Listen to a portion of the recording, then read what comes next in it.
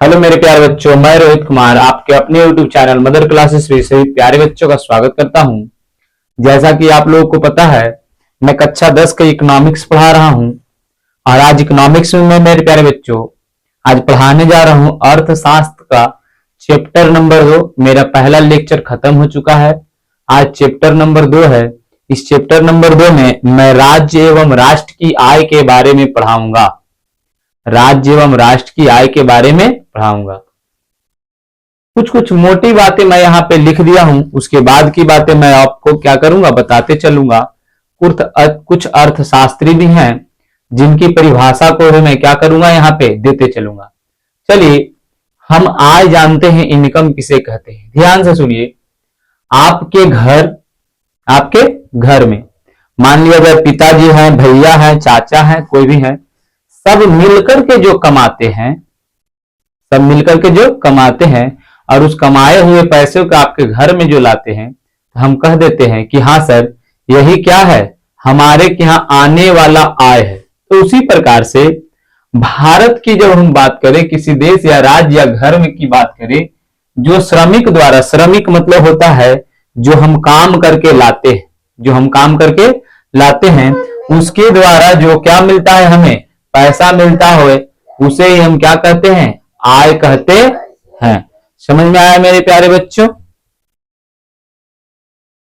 उसे ही हम क्या कहते हैं, आय कहते हैं। बोलते आय का मापदंड मतलब जब हम किसी देश या राज्य के आय को मापते हैं कि वह उस राज्य में कितना इनकम है या उस देश में कितना इनकम है, उसे हम माप करके मेरे प्यारे बच्चों हम क्या कर सकते हैं, उसके बारे में हम जान सकते हैं कि वह राज्य अमीर है या गरीब है। उसी दृष्टि से जो है हमारे जो आय का मापदंड करके किसी देश में आर्थिक विकास को मापा जा सकता है। आर्थिक मतलब रुपया पैसा का विकास जो हो रहा है, मतलब क्या वहां पर कंपनी कैसी बन रही है, स्कूल की व्यवस्था कैसी है, शिक्षा व्यवस्था कैसी है, जिसके बारे में हम जान सकते हैं। देश अथवा राज्य की आय की दृष्टि से जो है विकासशील या विकसित देशों को श्रेणी में रखा जाता है। जैसे कोई देश ज्यादा कमाता हो, क्या कमाता हो, ज्यादा, तो हम कहेंगे विकसित। कौन सा देश है, विकसित। हम अगले चैप्टर में पढ़ा दिए हैं विकासशील देश किसे कहते हैं, विकसित देश किसे कहते हैं, और ये सब विकासशील देश किसे कहते हैं, अविकसित देश किसे कहते हैं। इन सब बातों को हमने अगले चैप्टर में फर्स्ट चैप्टर में बता दिया है। तो मतलब जिस देश में ज्यादा आय होगा वह देश क्या होगा, अधिक आय वाला, तो अमीर होगा। जिस देश में कम आय होगा तो गरीब होगा। हमारा भारत भी कुछ इसी में आता है। मेरा भारत जो है विकसित देशों की श्रेणी में, यहाँ आय बहुत कम है, इसीलिए हम गरीब देशों की श्रेणी में लगभग आते हैं।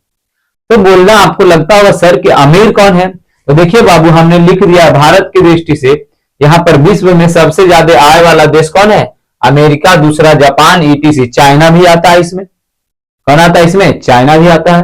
लेकिन अब अगर जो बात करें कि सर भारत में सबसे ज्यादा आय वाला राज्य कौन है और सबसे कम कौन है, तो अगर जो प्रति व्यक्ति आय की दर से देखें, प्रति व्यक्ति आय किसे कहते हैं, किसी राष्ट्र या देश में कुल कमाए गए आय बटे जनसंख्या से अगर जो भाग दे दिया जाए, बात के मतलब एक एग्जांपल से हम यहां समझते हैं कि किसी भी घर का आय है 5,000 और उसमें कुल 10 व्यक्ति रहते हैं, तो अगर जो हम यहां से काट देंगे तो प्रति व्यक्ति आय कितना निकल जाएगा, 500 रुपया पर कैपिटा इनकम हो जाएगा। पर कैपिटा इनकम मतलब प्रति व्यक्ति आय 500 है। उसी प्रकार से अगर जो सबसे ज्यादा प्रति व्यक्ति आय के दर से देखा जाए तो गोवा, हम पहले की डाटा बता रहे हैं, गोवा वर्तमान समय में क्या था, सिक्किम, गोवा, सिक्किम इत्यादि राज्य। आप पहला वीडियो जाकर के हमारा देखिए, उसमें पता चलेगा प्रति व्यक्ति आय की दृष्टि से कौन ज्यादा कौन अमीर गरीब। मतलब आय की दृष्टि से गोवा, दिल्ली, हरियाणा, महाराष्ट्र सबसे अधिक समृद्ध हैं। गोवा, दिल्ली, हरियाणा और महाराष्ट्र सबसे अधिक समृद्ध मतलब अमीर राज्यों में से है। लेकिन बाबू बिहार हमारा, हम बिहार की स्पेशल की बात करते हैं तो बिहार आय की दृष्टि से भारत में सबसे क्या है, गरीब राज्यों की सूची में आता है, सबसे गरीब है। उसके बाद यूपी है, झारखंड है, इन सब राज्यों को भी हमने क्या किया है, लिखा है। अब अगर जो आपसे कहे कि आय को परिभाषित करें, मतलब आय किसे कहते हैं, हम तो शॉर्टकट में बता दिए बाबू, किसी देश या राष्ट्र में या राज्य में या किसी घर में कमाए गए कुल पैसे को ही क्या कहते हैं, हम आय कहते हैं। लेकिन कुछ कुछ अर्थशास्त्रियों का कहना है कि आय क्या है, परिश्रमिक लगान के रूप में। परिश्रमिक मतलब जो परिश्रम करता है, जो पैसा लगाता है, उसे लगान के रूप में जो मिलता है, तो उसके लिए आय वही हो जाएगा। दूसरा, श्रम का परिश्रमिक मतलब जो श्रम मतलब होता है काम, श्रम मतलब बाबू साहब काम, काम का परिश्रमिक मजदूरी के रूप में। मान लिया जाए, ध्यान से सुनिए, कि अगर जो कोई व्यक्ति काम कर रहा है तो उसको मजदूरी के रूप में जो मिलता है, जैसे मेरा मान लिया जाए कि किसी के पिताजी राजमिस्त्री हैं या गाड़ी बनाते हैं, तो गाड़ी जो बना रहे हैं उनको बनाने के वजह में कुछ पैसा मिलता है कि नहीं, तो वही हुआ कि श्रम का परिश्रमिक मजदूरी के रूप में। पूंजी का परिश्रमिक ब्याज के रूप में, कोई आदमी क्या करता है, पूंजी कहीं पर लगाता है तो उसका ब्याज मिलता है, तो ब्याज के रूप में। व्यापक का परिश्रमिक, व्यापक व्यवस्था का परिश्रमिक वेतन के रूप में। जैसे कि आप आज 10वीं कक्षा 10 के बारे में पढ़ रहे हैं, अगर जो आपको जॉब हो गया तो आप क्या करेंगे, व्यवस्था सारी चीजों का करेंगे कि किस प्रकार से कौन चीज चलना चाहिए, नहीं चलना चाहिए। तो उसके अनुसार से अगर जो हम देखें कि व्यवस्थापक का परिश्रमिक वेतन के रूप में मिलता है, उसी प्रकार से उद्यमी का परिश्रमिक मतलब उद्यमी जो उत्पादन करने वाले लोग हैं, उन्हें लाभ या हानि के रूप में जो प्राप्त होता है, उसे ही हम क्या कहते हैं, आय कहते हैं।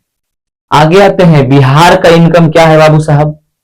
बिहार की आय, अगर जो हम आय की दृष्टि से देखें तो बिहार पूरे भारत में सबसे गरीब राज्यों में से पहले नंबर पे। दूसरा नंबर पे कौन है सर, दूसरा नंबर पे बाबू साहब यूपी है, तीसरा नंबर पे झारखंड है, नई डाटा के अनुसार। नई डाटा के, अब आप ये मत कहिएगा कि सर नई डाटा के अनुसार मतलब 2023-24 के डाटा के अनुसार अभी सबसे गरीब राज्य कौन है, बिहार, दूसरा कौन है, यूपी, और तीसरा कौन है, झारखंड।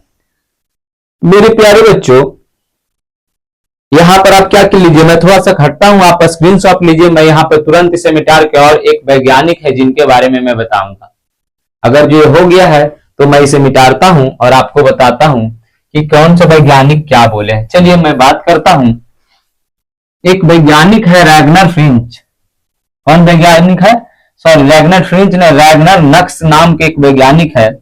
उनका आय का परिभाषा, उनका एक कहना है कि गरीबी जो है, गरीब जो है गरीबी को जन्म देता है।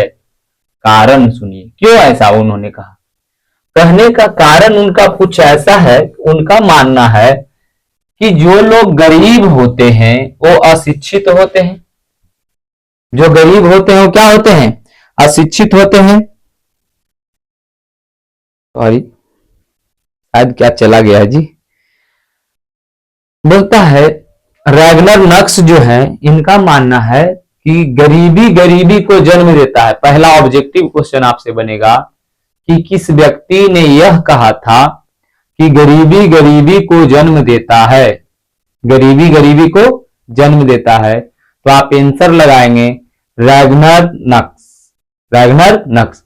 इनका मानना है कि जो लोग गरीब होते हैं, जैसे मान लिया जाए एक व्यक्ति गरीब है, अब इसमें क्या क्या चीज का अभाव होगा, शिक्षा का अभाव होगा।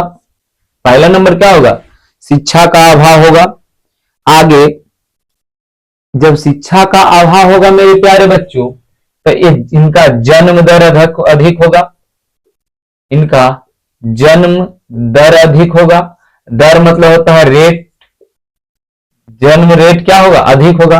मतलब जहां पर कोई 2 बच्चे पैदा करते हैं 4 बच्चे पैदा करेंगे। अब सुनिए, ये तो खुद गरीब है, अभी जो शिक्षा का अभाव है, पढ़े लिखे बिना, ये अमीर क्या है, ये जो गरीब व्यक्ति हैं शिक्षित नहीं है, जिसके कारण से इनका जन्म दर अधिक है। ये 2 ही बाल बच्चे को पाल सकते हैं, लेकिन बाल बच्चा कितना हो गया, 4। बाल बच्चा कितना हो गया, 4। तो ये 4 बच्चा कहीं ना कहीं 2 में से तो ही कटौती करके और 2 का पूर्ति होगा। तो आगे यह इसी तरीके से सिस्टम चलते रहता है कि गरीब और जन्म देगा क्या चीज को, गरीब को, और यह गरीब फिर किसको जन्म देगा, गरीब को। यही चक्र चलते रहेगा। अर्थात यह कहना चाहते हैं कि गरीब ही क्या देता है, गरीबी को जन्म देता है। कौन वैज्ञानिक है, रैगनर नक्स। कौन वैज्ञानिक बाबू, रैगनर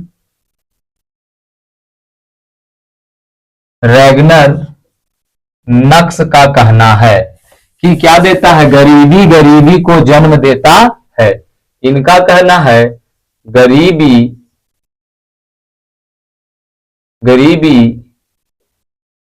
नहीं तो गरीब गरीबों को जन्म देता है, गरीब गरीबी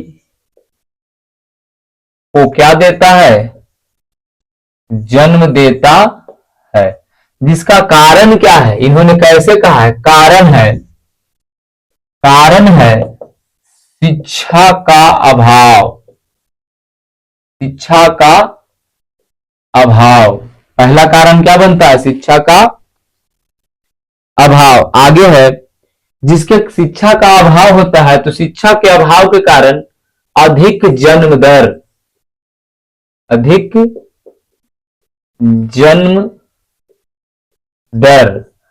जन्म दर इनमें होता है। यही कारण है कि इनका मानना है कि गरीब जो है गरीबी को जन्म देता है। तो इनके बारे में याद रखिएगा। इनका एक बहुत ही अच्छा कहना है कि गरीब क्या करता है, गरीबी को जन्म देता है।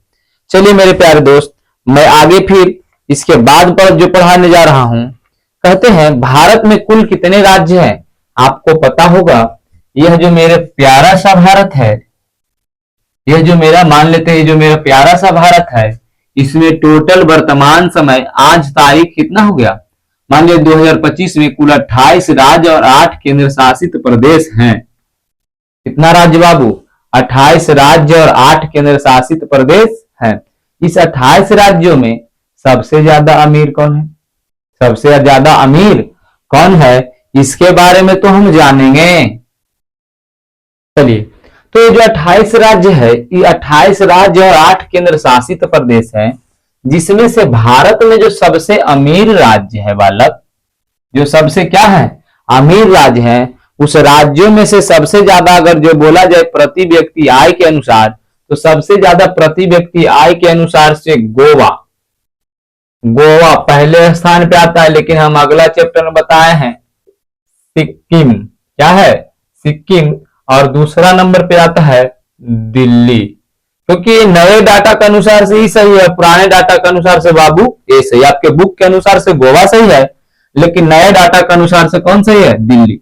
प्रति व्यक्ति आय के अनुसार से दो राज्य क्या है, सबसे ज्यादा है।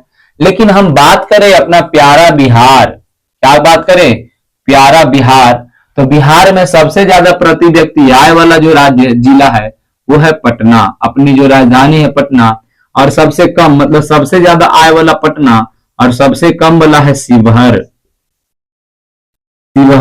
ये सबसे कम आय वाला क्या है मेरे पालक, राज्य है, अच्छा राज्य बोल रहे हैं, सॉरी जिला है। आप लोग को यह भी पता होगा कि बिहार में टोटल कुल कितने जिले हैं, 38 जिले हैं। अभी हाल में ही चुनाव हुआ होगा तो बच्चों को पता होगा, मेरे बिहार में कुल 38 जिले हैं। अब मेरा बात ध्यान से सुनिए बाबू, जो बिहार जो आज पिछड़ा हुआ है, आपसे अगर जो क्वेश्चन पूछे कि बिहार का पिछड़ेपन का कारण क्या है, पिछड़ेपन का कारण क्या है, हम आप लोग को अगले ही वीडियो में बता चुके हैं। अशिक्षा इसका पहला कारण है। दूसरा बढ़ती हुई जनसंख्या। तीसरा कृषि पर निर्भरता, उद्योग धंधे का नहीं होना, यहाँ पर जो हमारे संसाधन है उसकी कमी का होना, ये सब क्या है, यहाँ पे इनके बिहार के पिछड़ेपन का कारण है। जैसे कि हम इसके बारे में लिख लेते हैं कि बिहार का भारत का जो है सबसे भारत की अगर जो बात करें हम, भारत में प्रति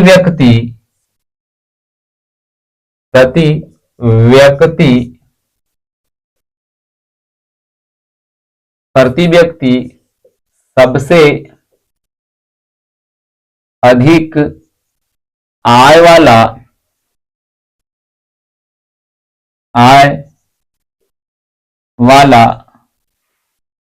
राज्य कौन है? पहला नंबर पे बुक के अनुसार से बाबू गोवा, और दूसरे नंबर पे क्या है? दिल्ली। दूसरे नंबर पे दिल्ली है। लेकिन अगर हम बिहार की बात करें, बिहार में सबसे अधिक जो है, सबसे अधिक आय वाला जिला कौन है बाबू? सबसे अधिक आय वाला जो जिला है पटना। और वहीं अगर जो बात करें हम कम आय वाला, तो शिवहर। शिवहर हमारा सबसे कम आय वाला क्या है? जिला है, कुल 38 जिलों में। अगर जो आपसे पूछ दे कि बिहार में कुल जिला, कुल कितना जिला है, तो बिहार में कुल जिलों की संख्या बाबू कितनी है? 38। कुल जिलों की संख्या 38। आप ध्यान से सुनिए मेरी बात। अगर जो आपसे कह दे कि बिहार के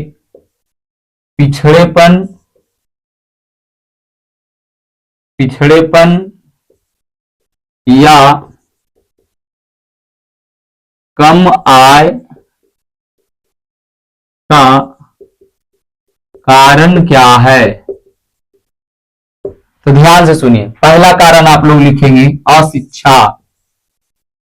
पहला कारण तो बाबू अशिक्षा है। दूसरा कारण क्या है? दूसरा कारण है उद्योग का नहीं होना। तीसरा है उच्च जन्म दर। चौथा है बाबू उच्च जन्म दर के बाद चौथा हम लोग देखेंगे शिक्षा, अशिक्षा हो गया, उद्योग हो गया, उच्च जन्म दर हो गया, कृषि पर निर्भरता। कृषि पर निर्भरता। चौथा के बाद पांचवा आता है बेरोजगारी। बेरोजगारी, जिसमें पहली बेरोजगारी बिहार में एक बेरोजगारी पाई जाती है जिसका नाम है छिपी हुई बेरोजगारी। छिपी हुई बेरोजगारी। छिपी हुई बेरोजगारी। इसके बाद है कुशल श्रमिकों का अभाव। हम वहां पर लिखा दिए बाबू कुशल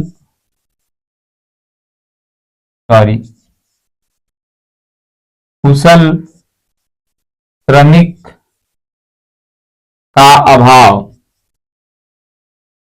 ये कुछ प्रमुख कारण हैं जो आप लिख सकते हैं। अच्छा, कहे अशिक्षा का कारण क्या है? दूसरा एक और कारण आप लिख सकते हैं, सतमा में देखिए क्या हो जाएगा। भौतिक जो आपका है, हमारे पास जो क्या बोलते हैं वैसा संरचना, आप उसको क्या कह सकते हैं?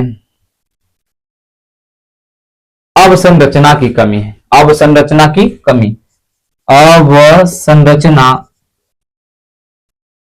अवसंरचना की कमी।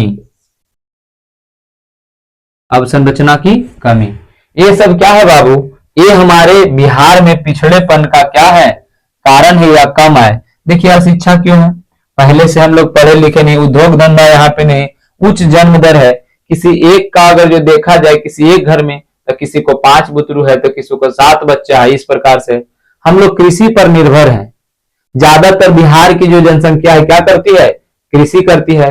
और कृषि में बेरोजगारी पाया जाता है। सुनिए, एक छिपी हुई बेरोजगारी के बारे में हम थोड़ा समझा देते हैं आपको। आया है यहाँ पे, तो मान लिया जाए आपके पास 20 कट्ठा जमीन है, और 20 कट्ठा बराबर कहीं होता है 1 बीघा, या फिर कहीं कहीं होता है बाबू बिहार या इंडिया में 16 कट्ठा बराबर 1 बीघा। लेकिन आप एक बात जान जाइए, 100 डिसमिल बराबर होता है 1 एकड़। तो एकड़ सब जगह 1 होता है, बीघा और कट्ठा बदलते रहता है।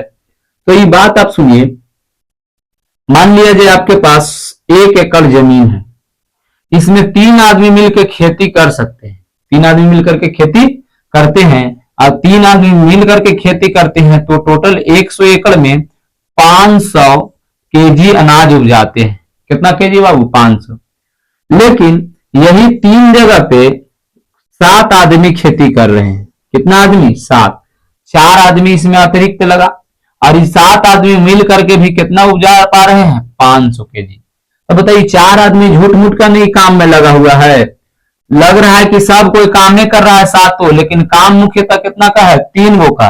तो इसीलिए इस प्रकार की जो बेरोजगारी है, जो पता नहीं चलता है कि 4 लोग बेरोजगार हैं, इस प्रकार की बेरोजगारी को हम छिपी हुई बेरोजगारी भी कहते हैं। ठीक है मेरे प्यारे बच्चों, अब देखिए हम लोग जो है कुछ कुछ बातों को और जान लेंगे यहां पर कि क्या है। जब तक आप इसे क्या करें, स्क्रीनशॉट ले लें। मेरे प्यारे बच्चों वीडियो लंबी हो जाएगी, इसके कारण हम कल हम राष्ट्रीय आय पढ़ाएंगे। हम आज बिहार की आय के बारे में चर्चा कर लिए कि बिहार की आय क्या है।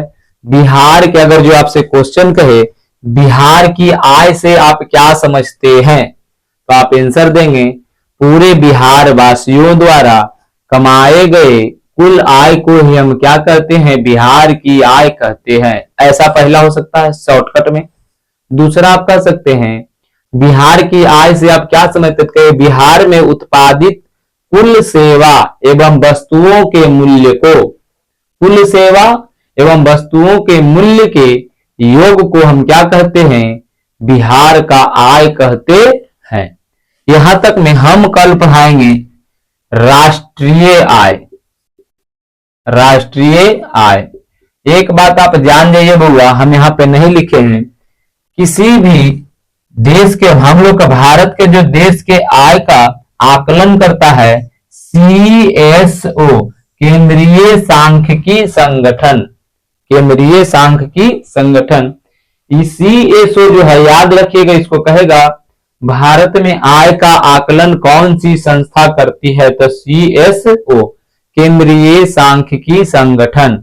यह क्या करती है? भारत में आय के बारे में ज्ञात करते हैं कि कौन सा देश, कौन सा राज्य कितना आय कमा रहा है, कितना इनकम किसका है। ठीक है, देखिए मेरे प्यारे बच्चों, मैं आपके लिए मेहनत करता हूं। अगर जो आपको लगता है कि भैया आप हमें इस प्रकार से लिख लिख के पढ़ाएं, तो हम लिख लिख के भी पढ़ा सकते हैं। अगर जो आपको लगता है कि भैया नहीं, या सर आप जैसे लिख करके एक बार करते हैं उसी प्रकार से लिखें, तो हम वो भी लिख सकते हैं। उसमें हमारा टाइम बचता है, इसमें थोड़ा टाइम लगता है, इसीलिए हम लिख देते थे। कुछ बच्चों का कमेंट आया कि सर आप लिख के पढ़ाइए, तो हम लिख के भी पढ़ा सकते हैं, उसमें हमें कोई डाउट नहीं है। इसीलिए मेरे प्यारे बच्चों, अगर जो आपको मेरी वीडियो अच्छी लगती है तो आप क्या करें, लाइक, फॉलो, सब्सक्राइब एवं अपने प्यारे भाइयों एवं बंधुओं को बताएं। इस बार इससे ज्यादा कुछ नहीं, हम क्वेश्चन भी करवाएंगे। लास्ट जब आप लोगों का रहेगा 15 दिन बाकी एग्जाम का, तो मैं 5 वर्षों का क्वेश्चन आप लोगों के सामने लिखूंगा और लिख लिख के टोटल क्वेश्चन का आंसर दूंगा। भले मुझे क्या करना पड़े, सारे 200 क्वेश्चन में करवाऊंगा सब मिला करके, और 200 क्वेश्चन में मैं गारंटी देता हूं कि 60 नंबर तो मैं लेके ही जाऊंगा। 60 नंबर साइंस का और 60 नंबर आर्ट्स का, ये वादा है आप लोगों का रोहित भैया का। 60 नंबर हम आपको दिला कर रहेंगे इस बार। जो पढ़ा है वो भी है, जो नहीं पढ़ा है इसको पढ़ ले एक बार, और दोबारा हम लोग फिर क्या करेंगे, उसको क्या करेंगे, रिवीजन के तौर पे 200 क्वेश्चन को लगाएंगे। ठीक है, तो आप लोग क्या करें मेरे प्यारे बच्चों, लाइक, फॉलो और सब्सक्राइब करें। आप लोग पे ही हम भी आश्रित है। आप लोग से बढ़ेगा तो हम लाइव आने का कोशिश करेंगे। जितना जल्दी हम लाइव आएंगे तो आप लोगों को लाइव पढ़ा पाएंगे। चलिए ठीक है, जब तक क्या रहे, स्वस्थ रहे, मस्त रहे। माता पिता, बच्चों एवं सैनिकों का क्या करें, सम्मान करें। जय हिंद, जय भारत।